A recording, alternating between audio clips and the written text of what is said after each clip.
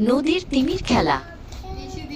ফাইজানের বয়স ৮ আর নুসাইবার বয়স ৫। একদিন সকালে তারা ঠিক করলো নদীর পাড়ে ঘুরতে যাবে। নদীটা তাদের বাড়ির কাছেই ছিল, যেখানে সবুজ ঘাস আর ছোট ছোট ফুল ফুটে থাকত।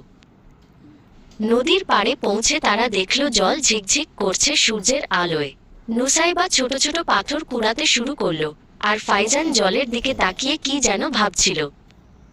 হঠাৎ একটা বিশাল শব্দ হলো, ধুপপাস। নদীর মাঝখানে জল ছিটিয়ে উঠল অনেক উঁচুতে। ফাইজান আর নুসাইবা চমকে উঠল।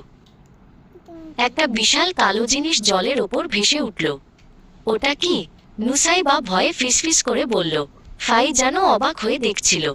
ওটা ছিল একটা বিশাল তিমি মাছ। তিমিটা আবার লাফিয়ে উঠল, তার বিশাল লেজটা জলের ওপর আছড়ে পড়ল। বাবা গো! নুসাইবা ফাইজানের হাত শক্ত করে ধরল। তাদের ছোট্ট মন ভয়ে কাঁপছিল। কিন্তু তিমিটা তাদের দিকে আসছিল না। সে শুধু লাফিয়ে লাফিয়ে খেলছিল, যেন জলের সঙ্গে নাচছে। ফাইজানের ভয়টা একটু একটু করে কমতে শুরু করলো। দাদা ভাই, ওটা কি আমাদের সঙ্গে খেলছে? নুসাইবা সাহস করে ফাইজানের দিকে তাকাল। তার চোখে আর ভয় ছিল না, ছিল এক নতুন কৌতূহল। ফাইজান হাসল। মনে হচ্ছে তাই। ওটা তো খুব সুন্দর। তাদের ভয় এখন আনন্দে রূপান্তরিত হয়েছে।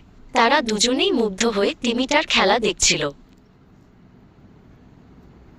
তিমিটা কিছুক্ষণ খেলা করে আবার জলের গভীরে ডুব দিল। ফাইজান আর নুসাইবা হাত নেড়ে তাকে বিদায় জানাল।